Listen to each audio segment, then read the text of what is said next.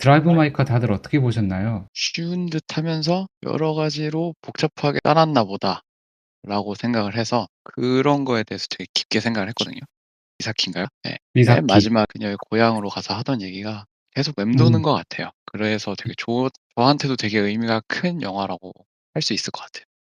슈님도 한마디 해주실 수 있을까요? 저 진짜 저희 한가 봤었는데 사실 그때는 좀 와닿지 않았던 것들이 많았었거든요. 근데 이번에 다시 보니까 정말 이렇게 깊은 영화인 줄은 다시 보니까 좀 알 것 같아요. 저도 음. 원래는 왓챠에 평점 4개를 남겼었는데 이번에 보고 5개로 상향했습니다. 근데 이제 저 개인적으로 조금 궁금한 게 그 세준님은 실존주의 철학을 되게 좋아하시잖아요. 근데 이 영화랑 실존주의 철학이 되게 이렇게 맞닿아 있지 않나요? 그 바냐 아저씨나 고도를 기다리면서 그렇고. 맞아요. 그 실존주의 가까운 영화인 것 같아요. 무의미한 세상 속에서도 우리는 행복해야 한다고 생각해야 한다. 그렇게 음. 살아가야만 한다라는 어떤 그 실존주의적인 생각이랑 거의 뭐 같은 맥락이라고 저는 생각했습니다. 진짜. 음. 그래서 더 감동이었어요. 사실 한 가지가 더 궁금한 게 실존주의 철학을 좋아하는데도 왜 제 예전에는 4점을 줬을까요? 그러니까 아, 글쎄요. 그건 정말 단순하게 그때 좀 뭔가 볼 때 컨디션이 안 좋았나 싶습니다. 그냥 피곤했다거나, 네, 너무 음, 그냥 감명을 못 받았던 게 체력적인 이슈가 아니었나 싶을 정도로 지금 다시 보니까 너무 좋더라고요. 알겠습니다. 남성님은 어떻게 보셨어요? 제가 이거를 이제 세 번째 보는데 확실히 영화 보면 볼수록 처음에는 뭐 숲도 약간 안개 낀 것처럼 보이다가 이제는 나무들도 보이고 그렇게 이해가 잘 안 되는, 왜냐하면은 제가 배경 지식이라고 할 수 있는 그런 책들 안 본 상태였기 때문에 그랬는데, 보면 볼수록 그 가오쿠나 아니면 들이 처한 상황과 잘 어우러지는 것 같아서 훨씬 이해가 잘 됐고요. 음, 대해서 좀 생각을 많이 했던 것 같아요. 이 커뮤니케이션 의사소통 수단으로서의 말에서 생각을 좀 더 했었는데, 그거는 이제 뒤에 질문에서 좀 더 자세하게 얘기해 보겠습니다. 네, 알겠습니다. 건주님은 어떻게 보셨을까요? 저는 또 이야기가 주인공인 영화를 봐서 즐거웠고, 이야기가 단순히 주인공 수준이 아니라 엄청 중첩된 구조로 돼 있어서 그거를 쫓아가기에 바빠서 3시간이 훌러덩 지나가는 영화도 오랜만에 봤어요. 그래서 되게 다양한 점에서 즐겁게 본 것 같습니다. 저도 이제 공감을 하는 게 제가 지금 화면에 띄워놓은 것처럼 이 다층적인 구조를 정리를 했는데 사실 되게 간단한 도식인데 막상 딱 보고 나서 처음에는 이게 정리가 잘 안 될 정도로 그러니까 그 이야기가 중첩되어 있다, 풍부하다, 3시간이 짧다 이렇게 영화라서 좀 비슷하게 느낀 것 같습니다. 그러면은 이제 지리로 넘어가서 저희가 지리가 되게 많을 수밖에 없는 영화였고 실제로 지리가 많이 나왔는데 그 중에서 다 할 수는 없으니까 추렸어요. 여기 잘 보시면 밑줄이랑 볼드 처리되어 있는 것들이 있잖아요. 여기에 대해서 얘기를 해보려고 하는데 그냥 위에서부터 차례차례 해도 될 것 같습니다. 먼저 아내의 각본에서부터 시작을 하면 이제 아내는 주인공과 정사 후에 각본에 대해서 막 이렇게 이야기를 하잖아요.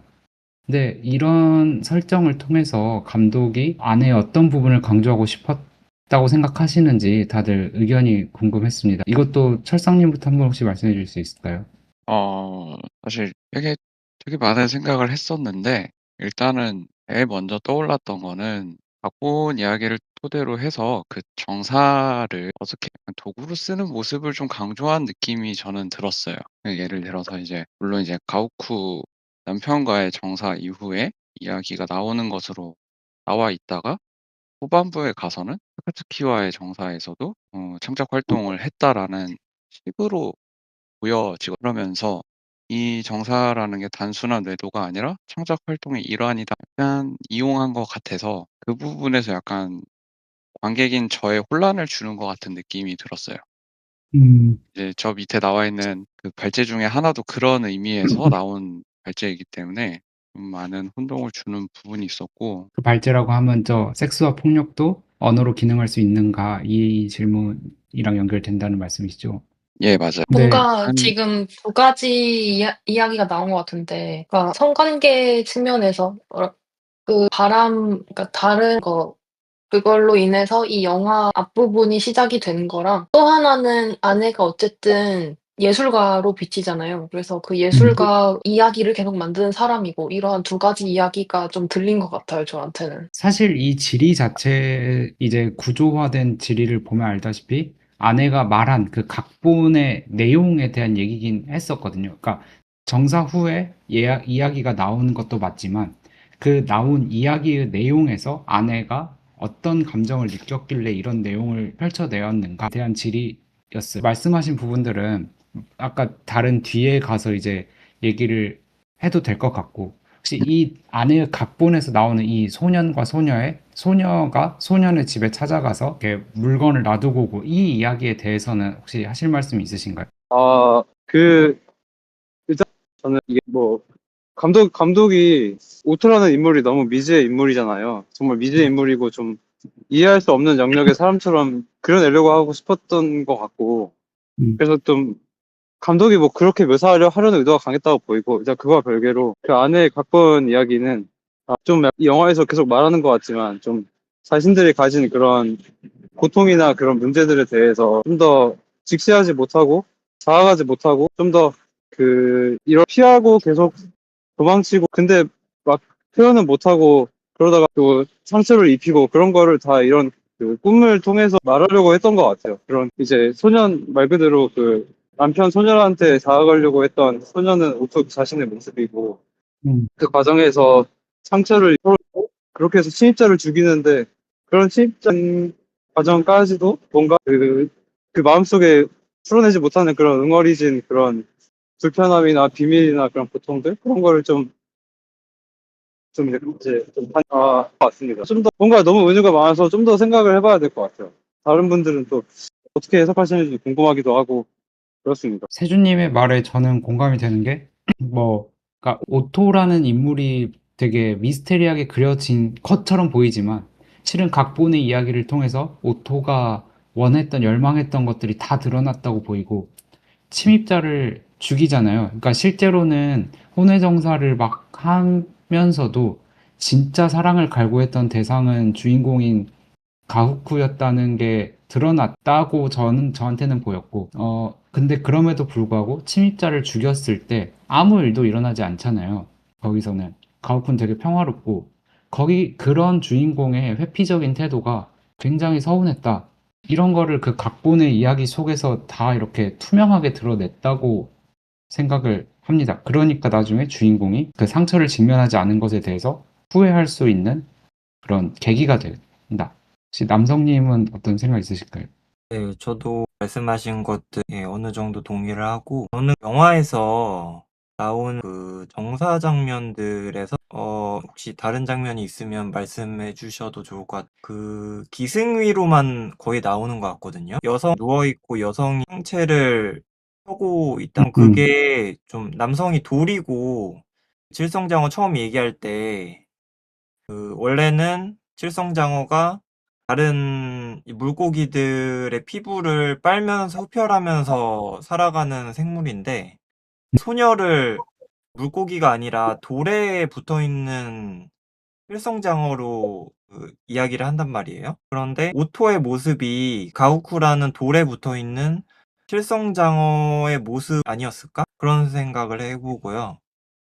그래서 소녀가 오토의 를 연상시키도록 그렇게 했다는 아까 말씀하신 거에 동의를 하고 그래서 이제 그 다음에 소녀가 어떤 증표를 남기고 하는 것들이 어쩌면 그걸 알아차리고 그리고 소녀에게 말을 걸어주길 바라는 의미에서 그런 증표들을 남겼고 마지막으로 그 침입자를 살해한 것도 소녀가 남길 수 있는 가장 강렬한 증표라고 생각을 하거든요. 그렇게까지 남겼는데도 소년의 반응은 그냥 감시 카메라 하나 설치하는 걸로 끝났다. 그것처럼 오토 중간에 이제 차 안에서 죽기 전에 애 낳고 싶지 않았냐 뭐 이런 얘기 한다거나 아니면은 타카츠키가 같이 술 마시고 가후쿠랑 같이 차 타고 돌아갈 때 왜 안 물어봤냐고 가우쿠한테 물어보거든요. 그때도 관계가 깨지기 싫어서 물어보지 않았다고 하고, 이제 오토와 가우쿠의 관계를 소녀와 소년 이야기 묘사를 한 것 같다는 생각이 들었습니다. 칠성장어가 돌에 붙어 있는 칠성장어였다는 건 사실 놓쳤는데 말씀하신 게 맞는 것 같아요. 원래는 피를 빨아야 먹어야 되는데 빨 피가 없는 거죠. 주인공은 되게 건조한 인간이니까. 그런 점에서 오토가 느끼는 외로움을 묘사한 꿈이다. 여기에는 아마 다들 동의를 하시는 것 같아요. 그 철성님이나 건주님도 동의를 하시는 거죠. 저도 동의하는 것 같습니다. 저는 근데 그 경훈님이 했던 말씀 중에서 이 그림도 이 그림도 그렇고 소녀가 오토에 좀 이입이 되고 소년은 가부가 이입이 되는데 결국에는 이게 소녀가 소년의 집에 가서 계속 뭔가 일방적으로 징표를 남기고 일방적으로 받아주길 바라면서도 안 바라고 하지만 어쨌든 한번 돌이킬 수 없는 액션을 하고 그때 감시 카메라가 생기면서 어떤 상호작용이 생겼단 말이죠. 그런 점에서는 주인공 아우쿠가 소녀의 입장으로 들어가면 또 이야기를 거는 입장이 될 수 있다고 생각해요. 그러니까 아내의 각본은 어쨌든 일방성이라는 게 좀 눈에 띄었다는 점도 좀 얘기를 하고 싶었어요. 반드시 소녀가 오토일 필요는 없다. 주인공이 네네. 소녀라고 하더라도 어쨌든 아내한테 가닿지 못하는 무언가, 그러니까 소통의 일방향의 소통이 있으니까 주인공 또한 네. 그 점에서 주인공 소녀일 수도 있다. 그것도 네. 네. 침입자를 막으려고 했는데 음, 결국에는 그 감시 카메라 앞에서 "내가 죽였다."라고 얘기를 하잖아요. 음, 음. 어떤 토로 같은 거죠. 답답해서. 그러한 점이 좀 더 대화의 또 다른 면모를 보여주는 장치로서 쓰이지 않았을까라는 생각도 들었어요. 그러니까 음. 이야기를 거는 사람이라면 누구나 다 아내 각본상 소녀가 될 수도 있는 거죠. 그것도 공감합니다. 워낙 다채롭게 해석될 수 있는 은유라서 말 그대로. 네네. 근데 이제 아내는 다음 질문으로 넘어가서 이 각본에 대한 이야기를 주인공한테는 중간까지만 했는데 다카츠키한테는 끝까지 말을 한 걸로 이제 보이잖아요. 그 이유가 무엇일지 다들 어떻게 생각할지 궁금했어요. 방금 말씀하시려던 철성님부터 다시 말씀해 주실 수 있을까요? 아, 네. 저는 사실 칠성장어가 그 돌에 붙어 있는 상황을 약간 방에 침입하는 행위를 멈추지 못하는 이상현상 같은 걸 같이 봤어요. 원래라면은 고기의 피를 빨아야 되는 존재가 바닥에 붙어 있는 거는 멈출 수가 없는 거죠. 그 음, 집에 찾아가지 않고서는 멈추지 못하는 것처럼. 그러다가 금기시 여기던 행위를 하잖아요. 소녀가 침대 위에서 자위 행위를 하는데 음, 결국 어느 선을 넘게 되는 거잖아요. 그렇게 "상관없다. 그게 들켜. 그렇게 끝나야만 한다." 약간 이런 식으로 음, 그게 카츠키한테 이야기의 후반부를 이야기한 거랑 똑같다고 봤어요. 음, '언젠간 들켜야 끝난다.'라고 생각을 한 것 같아요. 음, 자적인 상황으로 가야만 소녀는 침입을 멈추는 것이고 오토는 외도를 멈추게 되지 않을까. 음. 주인공한테 각본 얘기를 한 것도 일종의 약간 징표를 남기는 것처럼 이야기를 남겼다고 생각을 하긴 했어요. 그러면 거기서 오토가 느꼈던 진짜의 진심은 날 말려줘 이런 마음으로 징표를 남겼다는 그렇게 저는 그런 해석할 수도 거죠. 있다는 거죠. 네. 약간 또 그렇게 해야만 끝나는 거를 각본에서 얘기를 했기 때문에 그리고 주인공은 알고 있었잖아요. 네. 계속해서 외도가 이어져 오고 있었다는 걸. 그럼에도 반응을 하지 않으니까 맨 마지막에는 결국 원래는 본인이 털어 놓음으로써 음. 파멸로 가려고 했지만 음. 실패한 거 모르겠어요. 그걸 예견한 건지 모르겠지만 혹시 모를 보험처럼 타카츠키에게 얘기하지 않았을까라고 생각을 했습니다. 그러니까 저도 듣고 나니까 이제 좀 더 정리가 된 것 같은데 저도 다카츠키한테 이야기 후반부를 이야기한 거는 누가 봐도 다카츠키를 더 좋아해서 한 행동은 아닌 걸로 보이거든요. 그러니까 침입자를 죽이는 각본을 쓴 다음에 다카츠키한테 이야기의 후반부를 말을 했을 거라고 보이고 이 말은 너와의 관계를 끝내고 싶다라는 어떤 진짜 침입자를 죽이는 행동의 현실 버전이랄까? 그런 것처럼 해석이 돼야 이게 앞뒤 대구가 맞는 것 같다. 그러니까 철성님 말씀하신 것처럼 자기 파괴적인 행위로 나아가야 멈출 수 있다라고 볼 수도 있고, 어쨌든 무언가 내가 결단을 내리지 않으면은 이 상황을 해결할 수 없다라는 어떤 각오에서 나온 행동인 거는 맞다. 다카츠키는 이야기 후반부를 듣고 기쁘기보다는 슬펐을 확률이 높아 보여요. 실제로 그 이야기 후반부를 전달해 줄 때 다카츠키의 표정이나 분위기는 되게 뭐랄까 좀 안 좋았잖아요. 슬퍼 보였잖아요. 그런 식으로 해석을 했던 것 같습니다. 혹시 세준님은 어떻게 생각하셨을까요? 저도 방금 그 철성님 말씀 들으면서 좀 더, 생각지 못했던 부분을 좀 들은 것 같아요. 저는 이제 그렇게까지 생각을 못했고, 그냥 저는 진짜 남편을 그러니까 서로 진실되지 못하고 회피하기만 하는 이 남편과 아내의 그 관계 측면에서만 생각을 했던 것 같아요. 저는 그냥 아카츠키한테 후반부에 그런 얘기를 한 게, 이 정말 꼬일 대로 꼬인, 그렇다고 쉽게 풀 수 없는 이런 서로 간의 이 비밀을 뭔가 자기한테는 얘기할 수 있는 그런 용기는 없고, 음, 다카츠키와의 어떤 그 밀회 가볍고 쾌락적이고 음, 영감도 주고 뭔가 한없이 가볍단 말이죠. 그 음, 가벼운 관계에서 어쩌면 그런 식으로 다카츠키한테 그런 얘기를 풀어놓음으로써 자기의 응어리진 것도 풀고 해소하고 음, 그런 좀 더 가벼운 마음이었을 거라고 저는 생각을 하고, 차마 남편에게는 이런 거를 너무 무거우니까 남편과의 관계는, 그래서 음, 그래서 그런 행동을 했을 거라고 저는 이제 좀 가볍게 생각을 했었고요. 근데 이제 다만 이제 방금 말씀을 들어보니까 좀 이게 보험을 들어둔 다카츠키한테는 어쩌면 좀 보험이고, 그 뭐지, 보험을 들어둔 거고, 좀 더 말씀대로 다카츠키한테는 이별을 구하는 방식이었을 수도 있겠구나라는 생각을 또 들으면서 또 하게 됐습니다. 저는 아무튼 좀 이게 좀 가벼운 마음이었을 수 있다라고 생각을 했었어요. 근데 그 생각도 저도 그것도 사실 그러니까 철상님 말을 듣기 전에는 저도 그쪽에 좀 더 51대 49 정도로 가까웠던 것 같아요. 그러니까 다카츠키라는 사람의 어떤 적극성에 기인한 오토의 허심탄회함이 드러났다. 그냥 저도 가볍게 생각했었는데 혹시 이런 식으로 우선은 남성님은 어떻게 생각하셨는지부터 듣고 싶어요. 예. 저도 그 철성님 생각 대단히 흥미롭게 들었고요. 제가 생각했던 이 질문이 사실 다카츠키 수도 있을 것 같아요. 가오쿠 이외의 사람들한테 왜 이야기의 어느 부분이든 이야기했을까? 이렇게 볼 수도 있을 것 같은데, 그 이야기를 만드는 거는 오토가 이야기를 창조하는 것의 시작은 오토가 아이를 잃고 나서 시작을 하거든요. 그 과정이 정사를 하고 나서 이야기를 만들어요. 그게 저는 일종의 오토라는 여성이 생산한다고 생각을 했어요. 이 단어가 좀 올바르진 않은데요. 관용적으로 그냥 아이를 만들듯이 어떤 음, 이야기를 생산한다고 생각했어요. 그 아이에 대한 결핍 원인이 될 수 있을 것 같고요.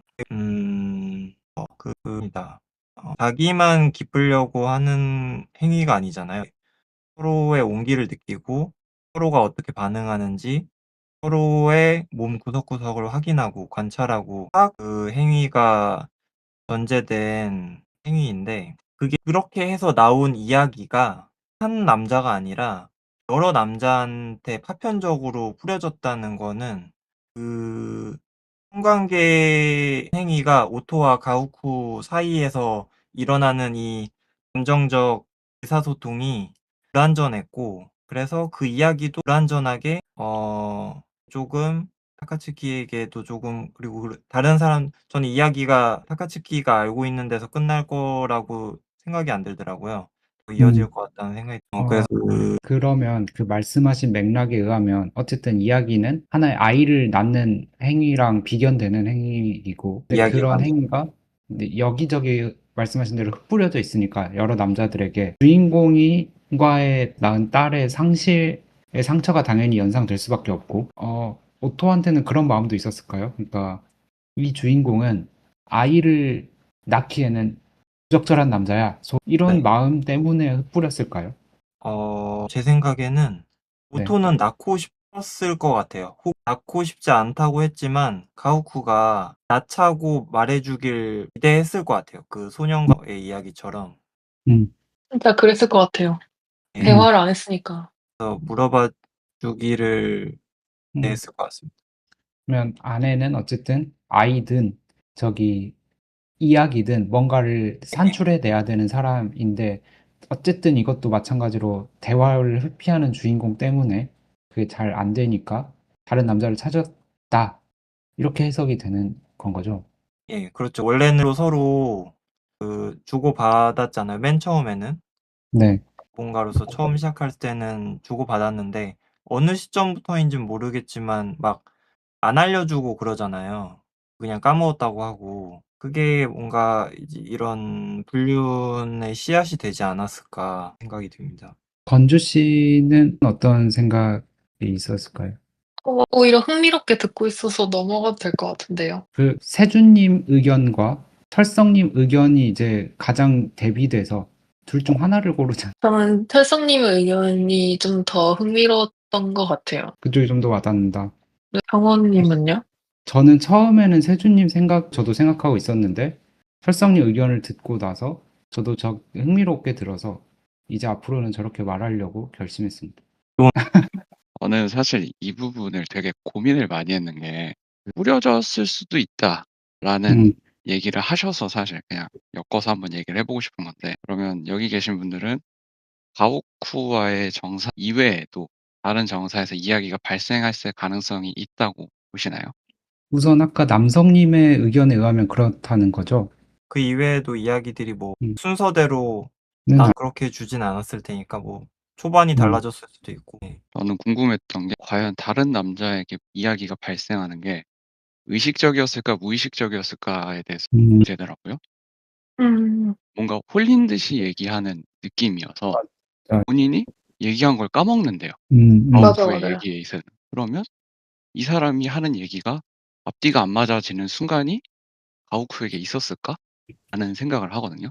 근데 하나만 더 얹자면 다카츠키가 영화 중에서 뭔가 통하는 그런 사람을 만나서 얘기하게 되고 섹스까지 가지 않아요? 라는 식으로 말하는 캐릭터여서 더 신빙성이 붙는달까나 그런 게 있는 것 같아요. 저도 그래서 네, 그 부분이 제일 해석이 어려워서 저는 네네. 말씀하세요. 그래서 저는 약간 가오쿠 사이에서만 일어난 일이다라고 생각을 하게 됐고 소녀가 자유행위 들어가는 이유 본인이 그랬나라는 생각을 잠깐 했어요.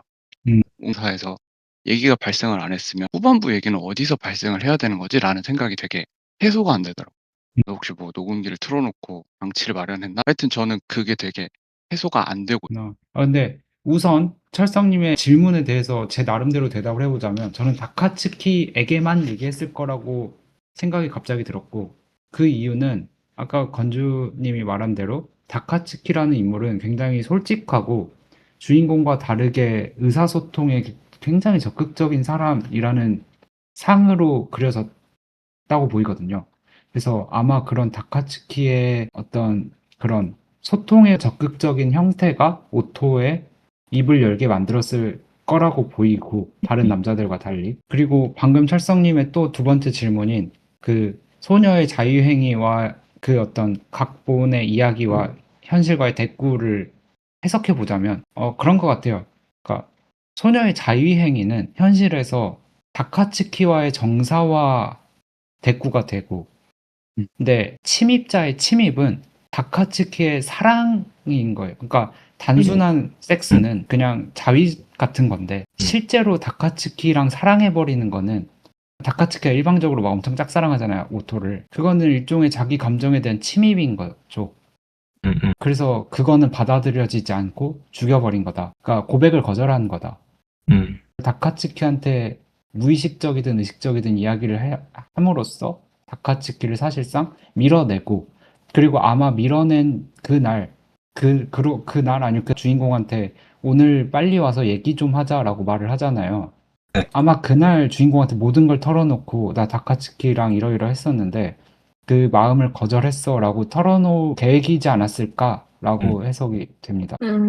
거절을 밝힌다. 그거는 네. 너무 이해가 되는 부분 같아요. 이거 저희 다음 질문으로 가기 전에, 그러니까 대사 여기서부터는 연극에 대한 얘기니까 저 밑으로 내려가서 결국 그 섹스에 대한 얘기를 해야 될 것 같아요, 여기서. 그래서 저 아래 공통 질문으로 되어 있는 거 중에 섹스와 폭력도 소통을 위한 언어로 기능할 수 있는가?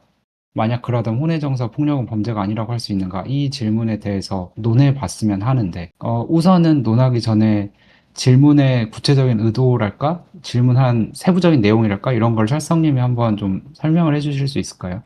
이 이부가 말씀드렸던 오토의 창작 활동과 외도 사이의 음, 정사, 음, 그 부분에서 시작해서 사츠키가 그 여배우는 뉘앙스를 풍기죠. 고 하는 대사가 "해 보지 않으면 알 수 없는 것들이 있어요."라는 식으로 얘기를 해요. 음, 그것 어떤 것을 알아내는 통해서 요런 식으로 얘기하는 대목이 하나 있고요. 그리고 결국은 이제 위에서 본인을 도찰하는 남성을 때려 죽이는 장면이 나와요. 음, 그것도 어떻게 보면은 저것도 본인의 분노와 불편한 심기를 발산해내는 소통의 수단으로 볼 수도 있다면, 저런 것들은 타당하다고 봐도 되는 건가? 법이 금지할 음, 뿐이지 법이 아니었다면 음, 저것도 소통의 수단이 되는 건가? 저렇게 해서 사람들끼리 상호작용하고 교감하는 것을 용인할 수 있는 사회도 있는 것인가라는 생각을 하게 돼서 음. 요런 발제를. 어, 깊은 주제네요. 무슨 생각이 있을까요? 예, 좀 한번 아, 이렇게 스타트를 열어주시면, 네. 굉장히 깊은 주제 같습니다. 저도 이거 이제 그때 아까 잠깐 친구랑 있었는데 이제 이런 질문을 이제 좀 잠깐 얘기를 음, 저 진짜 그때 보면서 라이트하게 당연히 섹스는 당연히 소통을 위한 언어로 기능할 수 있고 폭력은 안 되는 거 아니냐. 음, 그냥 그렇게 라이트하게 접근했었는데 왜냐면은 그렇잖아요.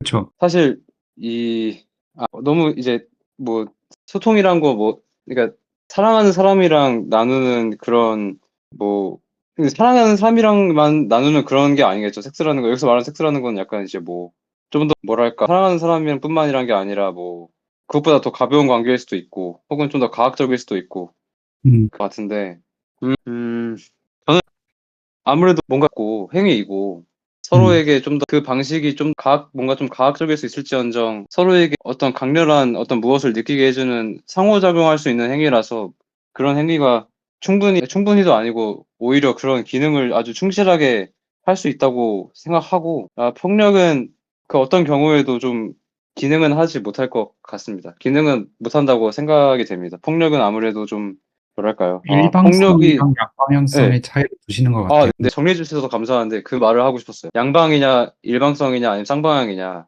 약간 요 차이가 있을 수 있을 것 같습니다. 남 생각하고 계실까요? 또 세준님하고 비슷하게 생각하는데, 철성님 법이 없으면 어떤, 뭐 의사소통이 아닌 행위가 사실 있을까요? 그냥 스스로 생각을 하는 거 외에는 모든 몸짓이나 말이 의사소통의 음, 수단이 될 수 있을 것 같은데, 그렇게 생각했을 때 자연법이라는 게 있는데요. 자연법은 우리가 시대를 초월해서 우리가 이성적으로 생각했을 때 당연히 그래야 하는 것 따라서만 모든 행위를 판단한다고 했을 때, 첫 번째로 우리는 죽고 싶지 않다는 욕구가 있잖아요. 살고 싶다는. 거기에서 출발할 것 같은데, 그러니까 자기 보존의 욕구가 있고 거의 본능적으로. 음, 거기서 한 단계 더 나아가서 그러면 남의 자유 침해하지 말아야 한다까지 이성적으로 생각할 수 있을 것 같아요. 음, 그래서 이런 논리를 바탕으로 세준님이 말씀하신 것처럼 혼은 남에게 강요하는 게 아니면 음. 과학적 의도가 있지 않으면, 그러면 그러니까 남의 자유를 침해하지 않으면 소통 기능할 수 있다고 생각을 합니다. 그러면은 배우자 자존감을 낮게 하고 그런 마음의 상처를 주잖아요. 허용되면 안 되는 거죠. 우선 건주님 넘어가기 전에도 제 의견을 말해 보자면, 그러니까 이게 질문이 두 개잖아요. 언어로 기능할 수 있는가? 그러면 범죄가 아니라고 할 수 있는가? 앞에는 예고 뒤에가 아니오인 게 이제 대부분의 의견이실 것 같다는 생각이 들었어요. 그러니까 아까 남성님이 말씀하신 것처럼 모든 행위는 사실 소통을 위한 언어로 기능할 수 있는 것 같고, 네, 소통을 위한 언어로 기능할 수 있다. 그 기능이 있다는 것이 곧바로 윤리적인 정당성을 담보하지는 않는다. 이렇게 되는 것 같은데, 근데 그 있긴, 그것도 오해 가능성이 굉장히 높은 소통이 이루어지는 행위고 그렇다면 의미가 없는 소통이다라고 보여요. 그러니까 소통은 소통인데 오해 가능성이 굉장히 높기 때문에 그 되게 프랙티컬하지 않다. 그래서 실질적으로 그러니까 어떤 의미를 가질 수 없을 정도로 프랙티컬하지 않기 때문에 사실상 언어로 기능할 수 없다. 저는 없다라고 그래서 하겠습니다. 불완전하긴 하죠. 네네. 그래서 이게 다음 질문 그이랑은 조금 결이 다른 게 다음 질문은 잘 맞는 섹스잖아요. 그거랑 섹스와 폭력 일반이랑은 조금 다른 것 같다. 그거는 다음에 얘기하고 우선은 건주님의 의견부터. 언어로 작동하기 어렵다. 가능은 한데 어렵다는 생각을 어렴풋이 하고 있었는데 경호 씨 의견을 들어보니까 좀 더 그렇다고 느껴져요. 저는 뭐 별다른 의견이 있는 건 아니고 저도 양방향성이나 일방향성에 대해서 그런 관점에서 좀 생각을 했던 거고 폭력은 당연히 어느 한쪽이 권력을 가지고 좀 더 위에 위치에 있어서 밑에 있는 사람한테 일방적으로 소통을 강요하는 거고 그래서 소통을 위한 언어로 작동하기가 너무너무 어렵고 그리고 어 혼외정 일단 섹스의 경우에는 경호 씨의 의견에 좀 따르는 편인 것 같고요. 혼외정사 같은 경우에는 그에 더불어서 양방향성이라고 오해를 할 수도 더 심하고 그리고 배우자를 배신한다는 입장에서 또 외부적으로 소통을 포기한다는 점에서 양쪽의 소통이 다 어려워지지 않나라는 생각까진 했어요. 그래서 '작동하기 어렵다.'라고 생각을 했죠. 근데 모두에 대한 의견을 듣고 들었는데 사실 질문보다 답이 조금 가볍다는 느낌을 지울 수가 없어요. 제 답을 포함해서. 그러니까 철성님의 질문은 어떤 섹스, 그러니까 어떤 창작으로서의 섹스 내지는 어떤 폭력, 법과 윤리를 떠난 어떤 그 순수한 본질적인 의미 같은 걸 좀 탐구해 보자라는 의도였던 것 같은데, 뭐랄까, 어떻게 해야 좀 더 깊은 논의가 이어질 수 있을까 조금 고민은 되긴 합니다. 사실은 아내가 누구든 주인공이든 다카츠키든 누군가와의 섹스를 통해서 그 창작 활동을 해내잖아요. 거기서부터 착안한 어떤 질문인데, 그러니까 소통을 배제하고 그러면 섹스가 하나의 언어로 기능하는 한 거고, 어, 근데 더 말씀해 보세요. 음, 음. 좀 더 저를 도와주실 분은 예. 없을까요? 네. 제가 조금 첨언을 해 보자면 언어라면 연극에서도 나오지만 서로 와닿지 않잖아요. 서로 네, 다른 언어를 쓰잖아요. 네, 이제 이런 창인가요? 그 사람이 네, 말한 네, 것처럼 상대가 할 말을 미리 알고 그 감정 예측해서 "하겠다." 이렇게 말을 하거든요. 그러면은 언어라는 게 상대가 말하는 언어라는 게 예측이 가능해야 우리가 보통 생각하는 그 언어의 기능을 충족할 수 있다고 생각해요. 상대가 뭐 예를 들어 내가 누구하고 말을 하는데 그 사람이 전혀 뚱딴지 같은 소리를 하면은 우리가 언어라고 말을 하지만 그거는 기능을 못하는 거겠죠. 음, 그 사람이 말하는 말이 이해가 돼야 되고 그 감정이 이해가 돼야 되고 그런 것들을 예측 가능해야 한다고 말할 수 있을 거고요. 음, 그런 의미에서 말하면 같아요. 어떤 행위를 하건 간에 그 행위가 서로 나중에 어떻게 될지는 생각하지 말자고요. 지금 음, 당장 이 음, 사람하고 교감이 된다 하는 말이 서로가 하는 언어가 어떤 것인지 이해를 한다. 음, 그러면 언어로 기능하는 것 같아요.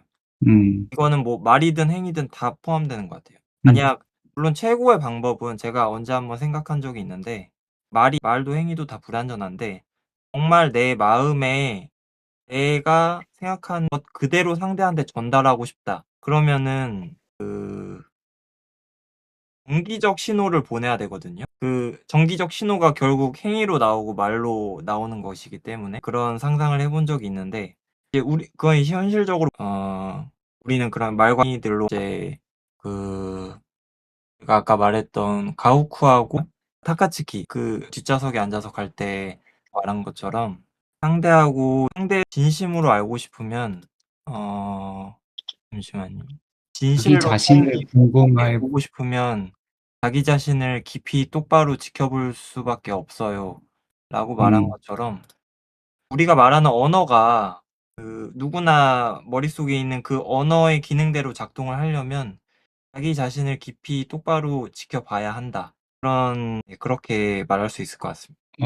근데 이제 남성님 말씀에 동의를 하면서 이제 그냥 문득 든 생각인데, 그러니까 이거는 저희가 이제 소위 이런 시네트톡 같은 걸 해보기 위해서 던진 질문인데, 영화 자체는 섹스와 폭력 같은 것, 어떤 비언어적인 요소들은 소통의 아주 적극적인 도구다라는 걸 이미 전제하고 만든 영화 생각이 들었어요. 이미 그거는 뭐 다 알고 있는 사실이잖아 이러면서 그냥 영화를 만들었다라는 생각이 갑자기 들었습니다. 사실이기도 해요. 그러면은 다시 현실로 돌아와서 섹스 얘기 그만하고 연극 연습을 주인공이 하는데 주인공들이랑 배우들이 근데 대사를 되게 무미건조하게 읽으라고 하잖아요. 일반적이라면 대본 연습 같은 거 할 때 막 감정을 실어서 하라고 할 법도 한데 여기선 되게 무미건조하게 읽으라고 하잖아요.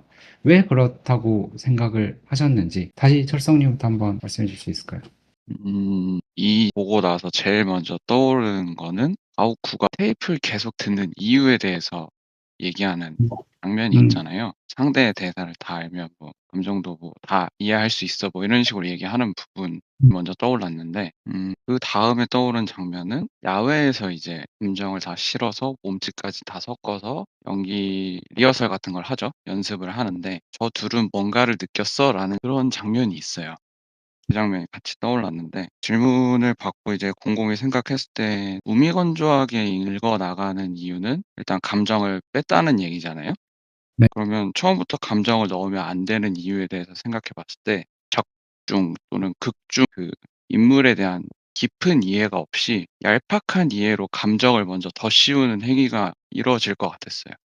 음, 자기에 대해서 물론 어느 정도의 숙지는 하겠지만 음, 불구하고 뭔가 가오쿠가 보기엔 그걸로는 모자라다. 좀 텍스트를 감정을 빼고 읽으면서 여러 가지 해석을 해보고 다양하게 이해를 해본 다음에 감정을 넣어도 늦지 않다. 음, 왜냐면 얄팍한 이해 위에 감정을 더 씌워 연습을 진행하면 그런 이미지와 인상이 남을 거를 우려하지 않았을까라는 생각을 했어요. 음, 근데 다음이 있다고 보여졌어요. 그 영화에서. 음, 왜 경청을 얘기하셨을까라는 생각도 오래 했었거든요. 왜냐면 무미건조하게 읽는 거는 사실 가오쿠 입장에서는 거의 독백에 가까우니까. 그래서 듣는 행위잖아요. 열심히 듣는 상대방이 감정을 그러니까 캐릭터를 다 이해해서 온전히 이해해서 그에 기반한 감정까지 다 실어서 연기를 할 때조차도 부족한 게 나타나요. 그게 타카츠키 여배우가 이렇게 나와서 연기를 하는데 처음보다 못하다라는 장면이 있거든요. 음, 그러나 뭔가 완성되지 않는 거죠. 그래서 진짜 경청은 그런 아까 설명했던 그 교감하는 장면. 저 둘은 뭔가 있어. 음, 연기를 실제로 부딪히고 본인들이 이해한 것들을 꺼내 놓고 음, 상호작용하면서 더 깊은 이해가 되고 그런 의미에서 경청이 쓰여야 되겠다라는 생각을 좀 했습니다. 그래서 무미건조하게 읽는 이유는 결국 온전한 이해를 위한 시간을 주는 게 아닐까라고 정리할 수 있네요. 저도 비슷하게 생각을 했던 게, 그러니까 진정한 이 영화는 계속 소통을 다루고 있으니까 진정한 소통이라는 것은 우리가 막 감정을 싣고 막 뜨거울 것 같지만 실은 되게 무미건조한 행위들. 그러니까 소위 우리가 말할 때 소통이 안 되어 보이는 어떤 행위들, 어쨌든 진정한 소통에 이를 수 있다. 그러니까 진정한 소통은 어떤 그런 막 휘황찬란한 감정이나 어떤 언어적인 동일함이나 이런 거랑은 전혀 별개의 행위다라는 거를 드러내기 위한 어떤 장치가 아닌가 생각이 들고, 제가 어디서 봤는데 실제 이 하마구치 류스케가 이렇게 연습을 한다고 합니다. 그러니까 배우들 시킨대요. 그러니까 그런 점에서 보자면 그 극중 극인 거잖아요. 메타 영화적인 요소도 넣은 거잖아요. 그래서 그냥 그 레이 있었을까요? 그렇게 생각은 했는데 그 어 사실 이게 저도 이 무미건조하게 읽어나가는 연습이 결국은 진짜 감정을 빼고 좀 더 이 텍스트 자체가 말하려고 하는 게 뭔지 좀 더 제3자의 시선에서 좀 더 객관적으로 바라보는 거를 목적으로 하는 연습이라고 생각을 당연히 했습니다. 그냥 뭔가 처음에 아무것도 안 도화지랄까? 왜냐면은 이제 뭐 저희 다 알지만 사람은 다 그간 살아오면서 자기만이 가지고 있는 그런 경험이나 감정이나 그런 것들이 있는데 처음부터 무미건조하게 읽지 않고 몰입한다면 그건 그 캐릭터가 아니라 자기를 보여주는 모습이 되는 거니까. 그런 관점에서 이 자기 자신을 온전히 배제하고 정말 그냥 이 객관적인 관점에서 봤을 때 이 텍스트가 의미하는 건 뭐지? 한번 생각해보고 거기에서 이제 도화지에 그림 그리듯이 자기의 어떤 경험이나 감정 입혀져. 그게 좀 더 자기만의 것이 되지 않나? 그렇게 해서 무미건조하게 읽어나가는 연습을 계속해서 그 주인공이 시킨 게 아닐까? 그리고 그 감독 하마가츠 유스케도 그런 좀 더 뭐랄까 좀 처음부터 객관적으로 보지 못하면 놓칠 수 있는 부분들을 놓치고 싶지 않았던 게 아닐까? 좀 그런 생각으로 이런 걸 하지 않을까 생각을 했고요. 이게 경청에서 갖는 의미는 이것도 뭔가 앞에서 이어지는 것 같아요. 경청을 남의 이야기를 들을 때도 좀 더 저희가 흰 도화지 상태에서 뭔가 좀 내 감정이나 내 경험에 의존해서 상대를 평가하려 하고 아, 이것을 이렇게 했구나. 좀 더 감정적으로 저희는 생각하기 나름인데 어떤 좀 더 객관적으로 들으면서 뭔가 자기만의 좁은 시선을 배제하고 객관성을 가지고자 하는 객관성 가지려 하는 게 이런 이 연습이나 혹은 경청에서 가질 수 있는 좀 더 진실된 소통을 할 수 있는 그런 의미가 있지 않나 지금 생각해봤는데 그런 생각이 들었습니다. 객관성을 확보하려고 이런 연습을 음. 한다고 생각이 들었어요. 우리가 흔히 잘된 소통이라고 하는 것에서도 막 뜨거운 감정을 느낄 때 실은 얼마나 많은 스테레오타입이 껴있냐 이런 거를 일깨워주기도 하고 다 네, 네, 앞선 저랑 철성님 의견하고도 비슷한 의견인 것 같습니다. 이게 사실은 건주님이 올려주신 건데 그 우선은 는 이유가 뭔지 다시 한번 질문을 드려야 될 것 같아요. 좀, 보고 너무 많은 이야기들이 있어서 좀 크게 바느질을 하는 차원에서 그냥 이렇게 이어버렸어요. 저 음, 연습과 경청이라는 거를 일단 이어봤는데, 제가 왜 그거를 이어봤을까를 거꾸로 생각을 했었거든요. 그랬을 때는 대사를 통으로 외우고, 그 다음에 무언가를 얻을 수 있어서, 그거를 정말 잘 통하는 대화, 남을 잘 들어주는 것, 나아가서 지금 질의와 답변에서 얘기가 나와서 더 나아가서 좋았던 거는 그래서 자기 자신에 대해서 알게 되고 그러면서 쪼금 더 객관적으로 얘기를 하게 되는 그런 것까지 순차적으로 가기 위해서 딱 끊어가는 그런 역할을 하는 거라고 생각을 쪼끔 얼핏 했었던 것 같아요. 그래서 경청을 붙였던 이유는 대사를 다 외우는 게 어떤 단계를 의도적으로 나눴다. 그게 경청으로 갈 수 있는 또 다른 지름길이 되지 않나라는 걸 쪼끔 생각했던 것 같아요. 제 답변은 또 다른 준비가 되긴 하지만 그런 점에서 이어보지 않았나 하는 생각이 들었어요. 근데 재밌는 것 같아요. 단계를 나눴다는 것이 조금 재밌다고 생각했는데 경청이라는 것이 저 멀리 있다면 우리는 막 이제 빠르게 후다다닥 달려가서 막 그 사람한테 감정도 쓰고 막 해야 될 것 같지. 네, 잘게 쪼개서 일단 무미건조함부터 시작해서 이 대사를 암기하고 이렇게 차근차근 나아가는 게 실은 더 빠른 길이다. 저기는 빨리 간 것 같지만 절대 가다올 수 없는 길인 거고 뭐 그런 의미라면 좀 재밌는 해석 같습니다. 그리고 방금 말씀하신 데서 암기라는 게 또 저는 중요한 키워드라고 생각을 하는데 실제로 주인공도 대사를 암기를 해놓고 그러면 무대에서 막 저기 혼란스러울 때 대사는 바로 떠오를 거야 뭐 이런 식으로 말을 하잖아요. 우리가 뭔가 말을 암기해서 내뱉는다라고 하면은 영혼이 없다 뭐 이런 식으로 해석을 하기도 하는데 네. 우리가 스테레오타입으로 소통이 안 된다고 평가하는 모든 것들에 대해서 그렇지 않아라고 말하는 것 같아서 좀 깊은 의미가 있다고 생각했어요.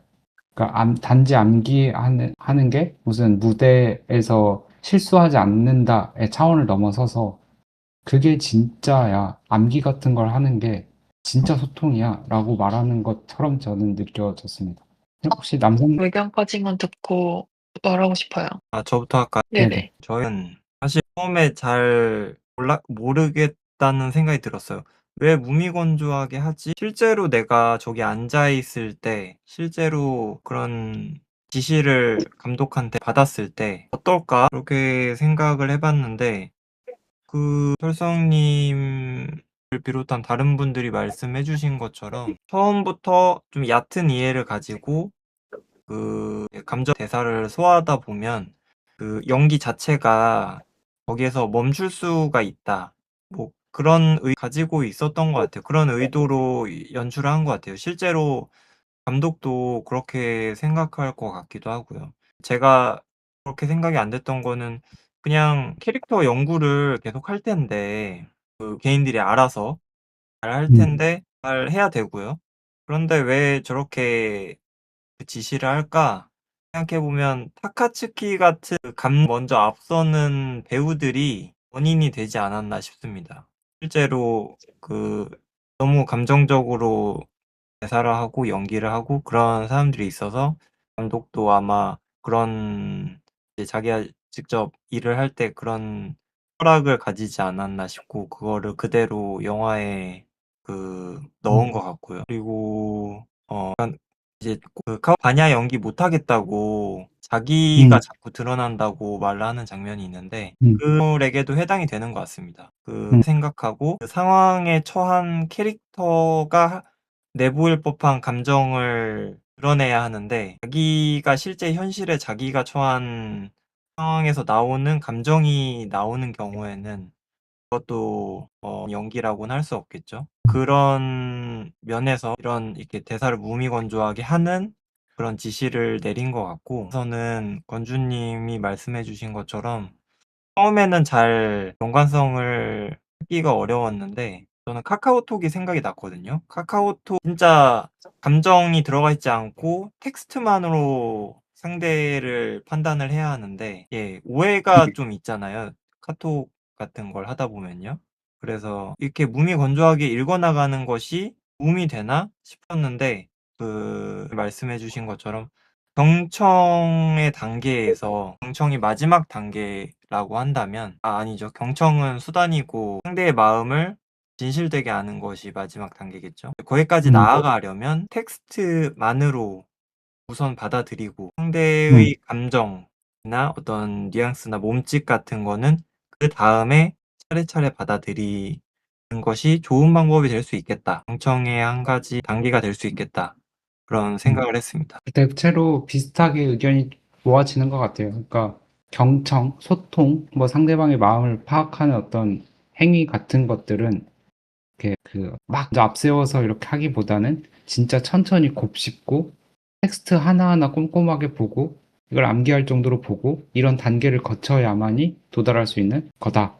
그런 거를 일깨워주기 위해서 대사를 무미건조하게 연습시켰다. 여기서 소통의 대상은 당연히 극중 주인공들, 극중 역할들이겠죠? 그래서 건주님이 좀 궁금해하셨던 그 암기에 대한 내용도 비슷한 내용인데, 그러니까 저는 그러니까 암기라는 걸 주인공이 한번 강조했다고 보였거든요. 막 이렇게 대사를 암기를 해놓으면 극에서 연극을 할 때 대사는 그냥 자연스럽게 나오게 될 거야. 뭐 이런 식으로 말을 했던 것 같은데, 단지 배우로서 실수하지 않는 프로 정신 이런 게 아니라 어떤 진정한 소통, 계속 말하는 그런 거와 결부된 이야기였다.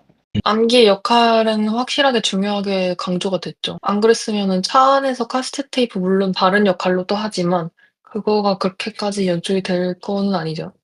전 거기에다가 이 연출이었어요. 그러니까 너무 흥미로운 방법론이어서 그냥 그거에 대해서도 좀 이입을 하고 상상해 보게 됐는데 일단 모두 외워버리는 것이 중요하면 상대가 무슨 말을 할지 무슨 상황에 빠지게 될지 뭐 예를 들면 뭐 그 인물이 죽어 그러면 죽을 것까지 알게 되는 것까지 중요한 거잖아요. 네. 근데 뭔가 실제 현실 세계에서도 비슷하지 않을까 생각했어요. 뭔가 경청할 만한 대화를 할 만한 관계는 그 사람이랑 충분히 많은 시간을 보냈을 가능성이 높고 그럼 그 사람이 뭐 어떤 경험을 했는지 나랑 뭐 사귀다가 무슨 일이 있었는지 뭐 아니면 같이 밥을 먹을 때 어떤 걸 좋아하는지도 알 거 아니에요, 같은 경험을 한다는 점에서.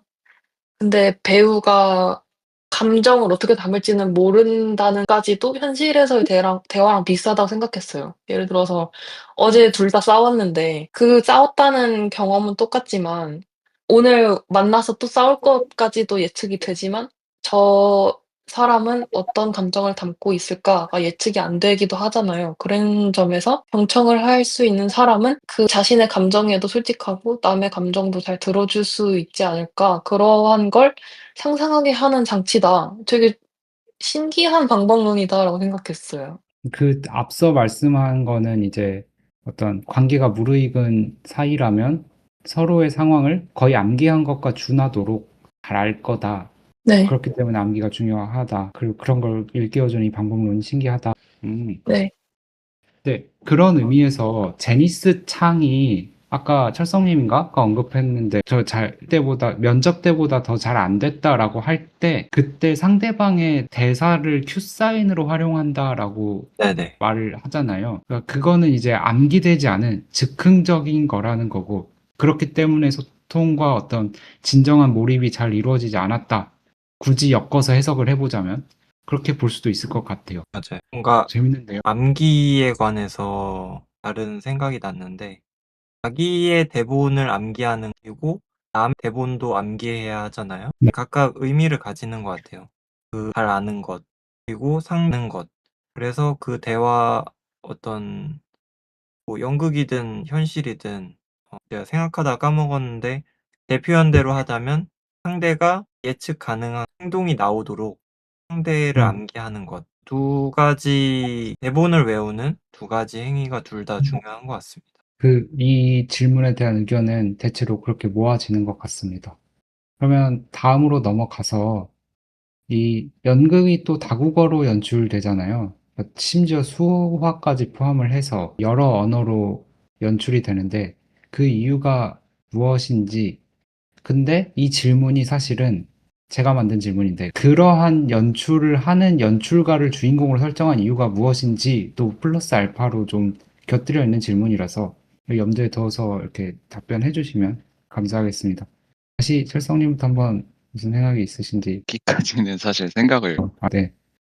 네. 일단 질문인 다국어로 연출된 이유에서 가장 먼저 떠올랐던 거는 역시 수화죠. 네. 연극을 하는 것도 되게 멋있었는데 그 남편이죠. 그분이 소개를 할 때 네. 수화가 아니라 "한국어 수화예요." 이렇게 얘기를 하는 거예요. '한국어와 한국 공통이 아니구나. 각 나라마다 다 다른 거구나.' 이런 생각도 했거든요.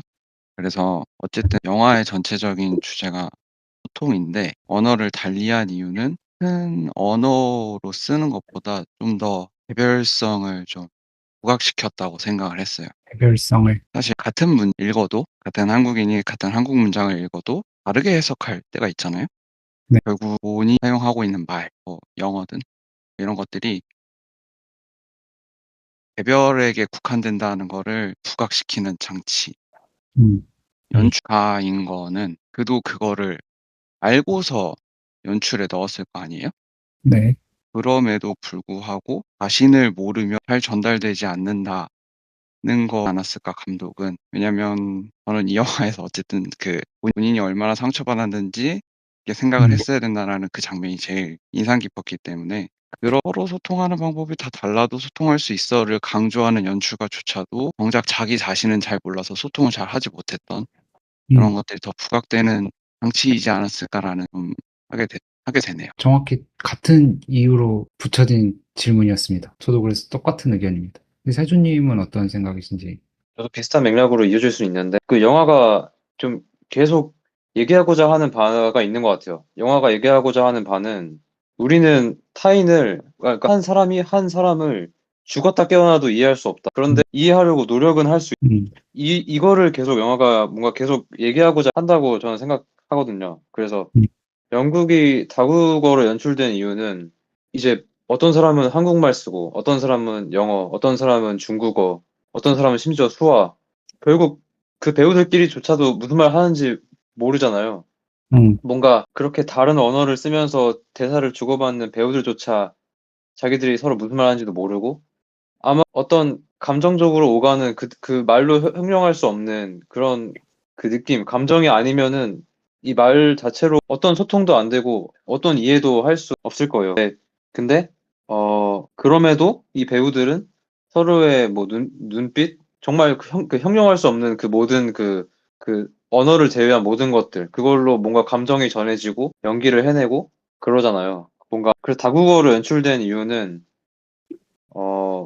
우리가 언어를 쓰는 것처럼 다른 타인을 대할 때도 마치 다른 언어 쓰는 것처럼 죽어도 무슨 말인지 이해할 수 없고 그 사람이 되지 않고서는 무슨 생각인지 알 수 없고 그렇지만 결국 그 감정을 주고받는 어떤 그 행위, 언어가 다르더라도 그 행위를 통해서 서로를 잘 이해할 수 있다. 그런 점을 좀 더 정말 강렬하게 보여주기 위한 그런 어떤 장치? 그런 걸로 뭔가 다국어로 했다고 생각이 됩니다. 그리고 그 주인공도 주인공의 모습을 좀 뭐 역설적으로 드러내는 것 같아요. 그 다국어로 연출한 그 모습 자체도 아까 말씀하신 것처럼 너무 주인공의 모습이잖아요. 주인공은 심지어 자기 와이프인데, 자기 같이 사는 아내인데도 같은 언어를 씀에도 아내를 모르잖아요. 왜 그런지도 모르고 이해할 수도 없고. 결국 그 이해를 하는 방법까지도 그 주어진 문제를, 현실을 도피하지 않고 직시하는 거다. 그것까지 좀 이어지는 것 같아요. 그런 쪽으로는 뭔가 다른 사람을 이해할 수 없지만 이해하려고 노력할 수 있다. 그거를 이렇게 연출한 게 아닌가 생각이 들었습니다. 맞아요. 그 역설적인 매력이 있죠. 뭐, 다 계속 같은 말이긴 한데, 그러니까 저도 그 소통의 진정한 의미에 대해서 이렇게 말을 하고 있는 영화라고 계속 봐서 대사를 무미건조하게 읽거나 다국어로 연출되거나 이런 거는 소통의 장애가 전혀 아니라고 드러내고 싶었던 것 같아요. 제가 보기에는. 소통이 이렇게 어려운데도 불구하고 소통을 해야만 한다를 드러내려고 한 게 아니라 진짜 소통은 언어가 다르고 감정이 실리지 않고 이런 거랑은 하등의 관계가 없이 얼마나 내가 진지하게 소통을 하려는 의지가 있느냐가 중요한 거다. 전부다. 그것 빼고 아무것도 아니다. 라고 드러내고 싶어서. 그러니까 왜냐면 다국어로 연출돼도 어쨌든 연극에서 감동을 느끼고 배우 간의 호흡이 느껴지고 이런 것들은 어쨌든 소통이 된 거니까. 이렇게 소통의 본질을 잘 아는 연출가가 정작 자기 삶에서는 소통을 잘 해내지 못하는 모습이 굉장히 아이러니하다. 이렇게 해석을 했었습니다. 남성님은 어떻게 보셨을까요? 예, 저도 사실 비슷한데요. 그런 연출을 선택했는가 관해서는 제 생각은 그렇게 상대한테 가닿고 그리고 나 또한 상대방 와닿을 수 있는 그런 현상이 뭐라고 할까요? 그런 관계가 좀 결핍돼서 그러니까 그런 걸 하고 싶어서 정유나와 데니스 사이에 일어난 그 통했다는 그 현상을 자기도 하고 싶어서 그런 바라는 모습으로 그게 나오지 않았나 그렇게 생각을 합니다. 자기도 그렇게 하고 싶었던 거죠, 현실에서. 본인이 하고 싶어서 투영이 네, 됐다. 마치 맞는 비유인지는 모르겠지만 MBTI 검사할 때 나도 음, 모르게 현실의 내가 아니라 되고 싶은 나를 선택하는 네, 경우가 있지 않나요? 네, 네, 있죠. 그런 것처럼. 그래서 그리고 그런 각본을 네, 연출했다. 다국어로 연출 것은 말씀해 주셨는데 비슷한 의미에서 아까 경호님 말씀하신 상대와 소통하려는 의지 있어야 한다. 이 음, 의지가 영화에서는 우선 가우쿠가 중국어 사전 뒤지면서 그 배우들의 해석하는 장면이 나오거든요. 그런 모습이나 그리고 정유나와 제니스 창 통할 수 있었던 이유도 그들이 서로의 대사를 완벽하게 알고 그때 품을 감정도 서로 완전히 이해했기 때문에 물론 자기의 대사와 감정도 충분히 숙지했겠죠. 암기했겠죠. 그 두 가지가 만족이 된 다음에만 나올 수 있는 결과라고 생각을 해요. 그래서 그 영화 전체로 봤을 때 이것은 말이라는 것은 말은 것이 그냥 그 정보 텍스트 자체에 있고 감정도 있고 많은 것들이 들어가 있지만 그것들이 이제 전달이 안 되더라도 음, 상대와 의지가 있다면 음, 그리고 상대가 뭐 말하려는지 알려고 한다면 통할 것이다. 음, 말하기 위한 장치가 아니었나라는 생각을 합니다. 건주님은 어떻게 생각하셨을까요? 비슷해서 그 다른 어떤 이걸 강조할 수 있는 장면이 생각이 났었는데, 저희가 얘기했던 거에 대해서 또 한 번 나왔던 게 주인공이 연출가가 된 게 사실 더 이상 연기를 못하겠다 해서 회피해서 반야가 된 거잖아요. 근데 음, 결국 이 연출하는 이벤트를 다 통과하고, 결국에는 다시 반야가 되는 흐름까지 또 이런 이야기들, 이 메시지를 좀 보여주지 않았나. 그러니까 또 마지막에 주인공인 가오쿠가 이틀 시간을 받았고 거기서 어떻게든 반야가 되기로 선택을 하잖아요. 뭐 강제된 거지만 일 때문에. 그런데도 어쨌든 다시 한번 자기 자신에게 부딪혀보고 아내에 대해서 잘 생각해보고 자기 자신에 대해서도 경청을 해보고 연출가가 결국에는 반야가 되기까지 음.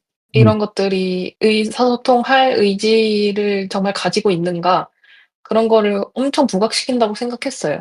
그러니까 계속 소통이라는 키워드로 얘기를 하고 있지만 소통보다 더 근본적인 직면이라는 키워드가 실은 진짜 주제에 부합한다고도 보이고 그런 방금 건주님이 말씀하신 그런 전체적인 과정을 통해서 반야로부터 회피하던 주인공이 다시 반야에게 직면하는 어떤 과정을 그린 영화다. 그것이 다국어로 연출되면서 어떤 그런 메타포적인 연출이 드러났다. 유사한 해석이 다 이렇게 이것도 앞선 것처럼 모아지는 것 같아요. 일단은 근데 다국어로 연출된 연극 되게 멋있더라고요.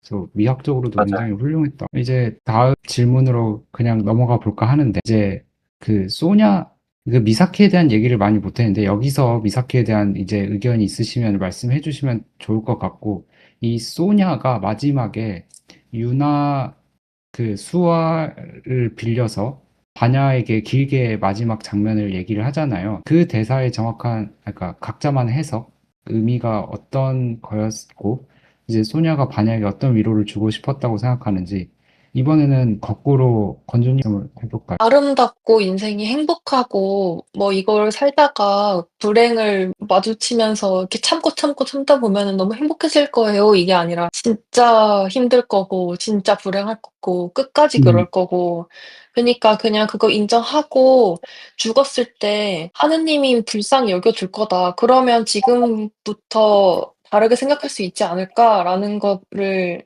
얘기를 해주는 점이 띄었고요. 그리고 연출적인 부분에서도 조금 더 엮어보자면은 소냐가 반야를 백허그를 해서 수어를 반야의 눈앞에서 펼쳐주는 게 길게 소냐만 얘기하고 있는 상황 더 부각이 됐다고도 생각을 해요. 그게 위로의 형태에 어떻게 연관지을 수 있는지는 잘 모르겠지만 그게 좀 더 반야가 그냥 그대로 쭉 살 것 같거든요, 제 생각에는. 음. 그냥 그 메시지 정말 계속 불행하게 살 것 같은데 달라지지 않을 것 같고 하지만 조금 달라졌을 수도 있고 이런 것들을 조금 더 자극하지 않았을까, 강조할 수도 있지 않을까라는 생각까진 했었어요.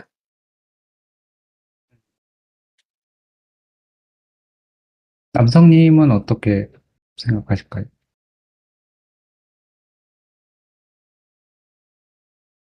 저도, 저도 사실 그 다음에 이제 하느님 앞에 가서 하느님이 어여삐 여기시고 그 다음에 꿈과 같은 삶을 살고 그럴 건데 현실에서는 힘들 거야. 나중에 그 좀 힘들다가 얌전히 죽고 그 다음에 뭐 행복한 삶이 뭐 시작될 거야. 그 약간 종교적이라고 해야 될까요? 사실 잘 와닿진 않았는데 그래도 그 소냐가 처음에 그 오디션 볼 때도 같은 장면을 연기를 하는데 그때 좀 눈물이 났거든요. 소냐도 음, 울었죠. 저는 좀 좋아하거든요.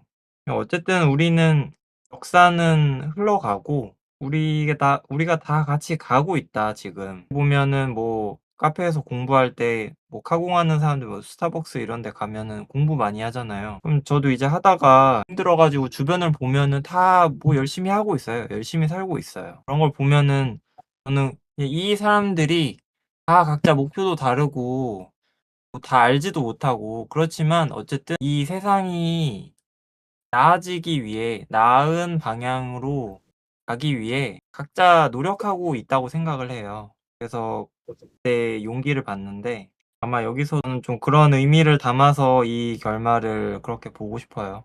사실 삶이 행복해야 하는 것도 동의하지 않고요. 음. 대부분 불행하고 가끔 행복하리라고 생각하는데 어떤 일이 있든지 간에 그냥 담담하게 앞으로 계속 나아가자. 그런 의미를 생각하면서 결말을 봤습니다. 공통점이 대부분인데 약간의 차이가 있다면 남성님의 의견이 조금 더 희망적이죠. 각자 좋은 세상을 만들기 위해서 너무 희망적이고. 근데 그 건주님의 생각은 제가 듣기로는 희망 같은 건 없어. 없는데 그냥 그 인생이고 살아가는 거야. 라고 말했다고 들려서 당연히 실존주의 철학과 강하게 결부되어 있고 그런 의미에서 세준님한테 마이크를 한번 넘겨보고 싶습니다. 세준님은 어떻게 보셨나요? 마지막 이 소냐 대사를 보고 이 실존을 그리고 그 네. 내용이구나. 결국 말하고자 하는 게 그건 것 같아요. 어떻게 살아갈 것인가. 그거를 지금 얘기하는 것 같은데. 근데 이 소냐 대사 보면은 약간 좀 뭐랄까. 이 버거운 삶과 고통과 이 부조리를 버텨내는 느낌이 좀 강하거든요. 보면은 뭐 어떡하겠어요. 살아야죠. 음, 긴긴 밤과 숱한 낮들과 살아나가요. 운명이 주는 시련을 참을성 있게 견디도록 음, 이런 물론 이 소냐도 그렇고 이 작중에서 등장하는 미사키도 그렇고 주인공도 그렇고 다 크나큰 고통을 겪은 사람들이죠. 사실 그냥 살아있다는 것 자체가 그 부조리 중에서도 더 큰 시련과 더 강렬한 부조리를 겪은 사람들이라서 어떻게 음, 보면 이 삶을 살아가는 태도가 소극적이게 될 수 있다고 생각해요. 그러니까 저는 약간 좀 소극적인 태도라고 지금 보는 거죠. 약간 좀 삶을 음, 살아가는 태도가 음, 버티자, 견디자. 근데 음, 사실은 저는 좀 더 적극적이어야 한다고 봅니다. 그러니까 항상 까미가 말하는 대로 항상 좀 더 긍정적으로, 그러니까 삶을 긍정하는 태도가 저는 그걸 더 좋아하고, 그게 그렇게 살아야 한다고 저는 평소에 생각하는 사람이거든요. 뭐랄까, 이렇게 힘들고 부조리하지만, 그럼에도 우리는 행복하다고 생각해야 한다. 그게 우리의 선택이다. 좀 음. 더 삶을 긍정했으면 좋겠어요. 소냐나, 미사키나, 주인공이나, 그게 그 맘처럼 쉽게 되는 게 아니겠지만, 그냥 버티고 살아나가는 게 아니라 좀 뭐랄까요? 좀 능동적으로, 그러니까 투쟁하고 싸워보고, 네, 반항하고 네. 쟁취하고 그걸 좀 음, 가졌으면 더 좋지 않을까 그런 생각을 했습니다. 그래서 질문을 돌아가면 소녀가 반야에게 주고 싶었던 위로. 네, 좀 실존주의적인 그런 위로지만 조금 더 삶을 긍정했으면 좋겠다는 생각을 했습니다. 메시지는 이해가 됐습니다. 소냐가 바냐한테 하고자 했던 메시지는 이렇게 죽어가요. 뭐 이런 부조리를 인식하는 듯한 위로를 네, 건넸지만 네, 개인적인 취향으로는 좀 네. 더 그래도 우리 좀 더 나은 삶을 위해서 노력해 보자. 이런 식으로 적극적인 삶의 태도였으면 더 좋았겠다. 근데 개인적으로는 소냐가 주는 이런 위로의 형태를 저는 엄청 좋아하거든요. 삶은 불행, 뭐 불행도 아니야. 그러니까 그냥 삶은 진짜 그냥 삶이야. 이어지는 거야. 근데 그냥 또박또박 걸어가는 것, 저는 이거를 긍정이라고 봐요. 긍정하는 게 막 음, 포지티브 하다가 아니라 진짜 음, 그야말로 긍정. 네, 그 자체를 음, 인정한다라는 뜻에서 긍정. 음, 그래서 저도 마지막 장면 당연히 엄청 인상 깊었는데 되게 반야가 위로가 많이 됐을 음, 그 건주님이 뒤에서 이렇게 수화를 했다라고 말을 해서 생각났는데 그 이동진 채널에서 해석한 걸 봤는데 뭐야 저 주인공과 미사키가 계속 앞뒤로 나란히 앉는데요. 그러니까 주인공이 뒤에 앉고 미사키가 앞에 앉잖아요. 네네. 이게 관계성은 어떤 비즈니스적 관계다. 음. 근데 이게 점점 앞, 뒤가 역전되는 구조라는 거죠. 그러니까 주인공이 미사키 옆에 앉기 시작하고 다카츠키한테 이야기를 듣자마자 미사키 옆으로 앉거든요. 근데 네네. 이제 서로 계속 소통을 적극적으로 이어나가려고 하다가 결국에 미사키가 주인공 뒤로 가서 주인공을 위로까지 해주는 어떤 역학의 이동이 있다는 거죠. 근데 이제 음, 소녀가 마지막에 뒤에서 가냐를 주고. 그래서 음, 결국에는 주인공은 미사키한테 강한 위로를 받았다는 걸 암시하는 음, 철성님은 저도 그 수화를 할 때 뒤에 올라오는 걸 보면서 이게 실존주의적이다. 그런 많이 했는데 사실 기억에 남하는데 사실 수화는 봐야 되잖아요. 네. 근데 뒤에서 앞을 향해서 하고 있어서 뭔가 둘이 얘기하는 것 같았어요. 음, 문야가 바냐한테 하는 얘기이기도 하면서 바냐가 얘기하는 것 같. 아, 그게 되게 아름답다고 좋다 이런 생각을 많이 했었고 그때 가쿠의 표정 음, 연기겠지만 네 되게 감동을 받는 거 그런 것 같은 음, 연기로라도 본인의 감정이 감동을 음. 줄 수 있는 게 되게 좋았던 게 그전까지는 되게 물론 연극에서는 감정이 되게 드러나게 하지만 음, 되게 무표정하잖아요 사람 네. 그쵸. 일체의 감정도. 근데 그게 연기에서 오히려 약간 인간미를 느끼는 그런 장면이었던 것 같고 사실 저도 이제 그 앞좌석으로 이동하는 게 뭔가 우리 이제 음. 그런 느낌이 있긴 했어요. 왜냐면 앞에서 다 듣잖아요. 맞아요. 알고 있잖아요. 그리고 상대의 치부를 나도 어느 정도 알고 알았던 건지 알고 싶은 건지는 시간 순서는 잘 모르겠지만 소통할 준비가 되어 있다. 이 있 음. 요거 이거는 뭐 제가 그렇게 보고 싶어서 봤을 수도 있는데 둘이 이제 그 미사키 고향으로 갈 때 차 안에서 밖을 찍을 뒷모 뒷창만 차가 지나온 길만 보는 거죠. 그러다가 미사키가 이제 마지막 장면에 메가마트를 가잖아요. 그게 부산이란 말이죠. 앞부분이 나와요. 진행하는 앞부분이 나오더라고요. 그래서 뭔가 뻔하지만 그럴듯한 장면인가라고 생각했는데 아까 태준 님이 말씀해 준 것처럼 좀 계속 일을 보잖아요. 네. 그때 버렸어. 내 와이프가 할 얘기가 있다고 그랬는데 시간을 질질 끌다가 놓쳤어. 뭐 이런 식으로 얘기를 하잖아요. 계속 과거만 본단 말이에요. 그 뒤만 바라보는 장면하고 연결이 뭔가 미사키가 부산 가서 한국어를 한단 말이죠. 그 장면에서 약간 '앞으로 나아가고 있구나.'라는 느낌이 들었거든요.